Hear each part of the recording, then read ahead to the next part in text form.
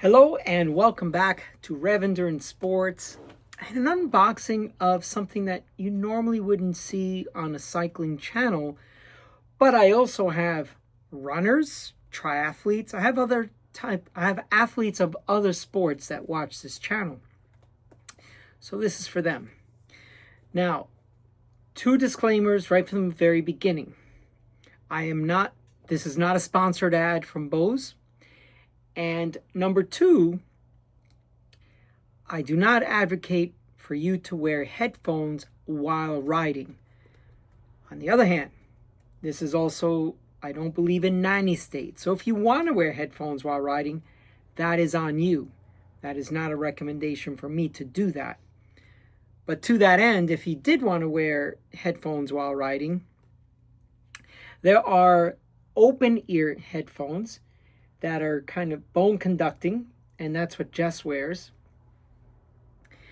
And in the past, I've worn them, but I don't like the sound quality of them. There's not enough bass. So generally, this is what I do. I wear headphones that are in the earbuds. And this is where it all comes to a head, if you will. My ear orifices, plural, are very small. So there are only a few earbuds that I can wear. And in the last like 3 weeks or maybe a month, I've had 3 catastrophic failures. One I lost, one got crushed, it just all kinds of stuff. So I was without. And my birthday was coming up, and Jess, ever the very good Google researcher, found these Bose open ear headphones. So once again, this is not a sponsored ad, but I was skeptical at first about them. I was like, open ear, generally don't get good sound out of those. And also, when I show these to you, I was like, how are those going to stay in or on? So this is what they look like. Let me pull one of them out. And it's on a little bit. Will that stand? No, it's not a flat bottom. Okay. So, and it's got like this little coily thing, right? And the speaker is that little slit right there. Hopefully that comes into focus. And then this little curly thing goes around the cartilage of your ear. So I will demonstrate now. I do need to, oh, that's the left ear. Okay. So that's it. So open ear design. Hopefully that's in focus. Open ear design, and it's just wrapped around the cartilage or the earlobe. Now, as I put these on when I was sitting on the couch with her on my birthday, I was like, well, I have a feeling I'm going to lose these in pretty short order. So I went out on a few rides, and so today is Monday, so I've done at least 4 rides with these. And they don't fall out. So I'm shocked. I also thought there would be some interference with the helmet strap. No interference either. So, and I've done many descents over 40 miles per hour, and I did 2 descents over 50 and one over 55 miles per hour while doing a head over the shoulder check. So even though I moved and the airflow was changed, they didn't fall out. So I was shocked. The sound is really good considering it's an open ear design. You hear cars, you see you see things in front of you and you hear things behind you, which is good. But the sound quality is good. Now they claim 7-hour battery life and like 19 and a half with the charge case, right? So 7 hours, you put them back in the charge case, pull them back out. So that's pretty good for most people, a 7-hour run time for the first time, and then 19 hours for total time. So that'll get you through, a hilly 300K at least, maybe even a hilly 400K. I did one in 18 hours with 17,000 feet, 400K.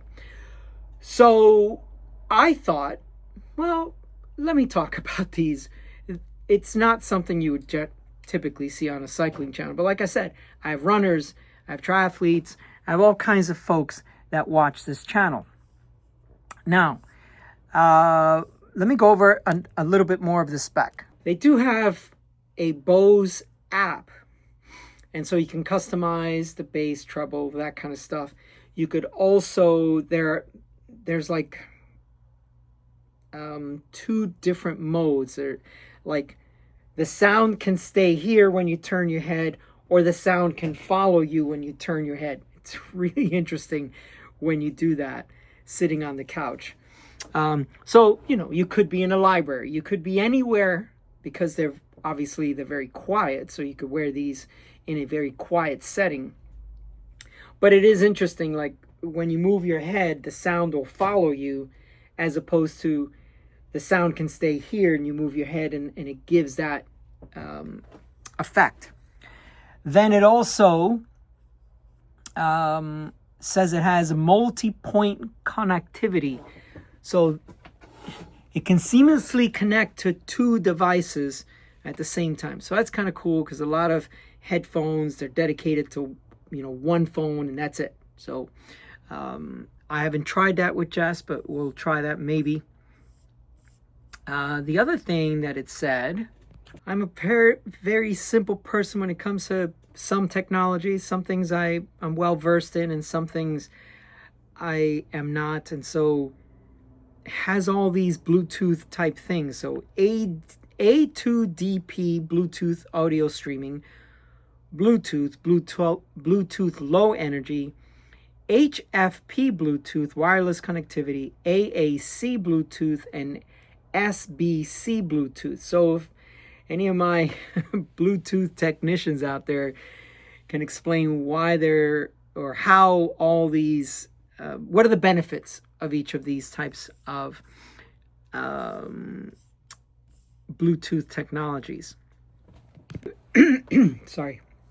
Anyway, I'm not going to dig too much into the spec and the FAQs. They're all on the website. They are pricey. They're $300, $299. I'm curious what type of service they provide when you lose one of them. This is what happens with earbuds. With Jess's AirPods, AirPod Pro, whatever they're called. We dropped one. and then it got run over by a car.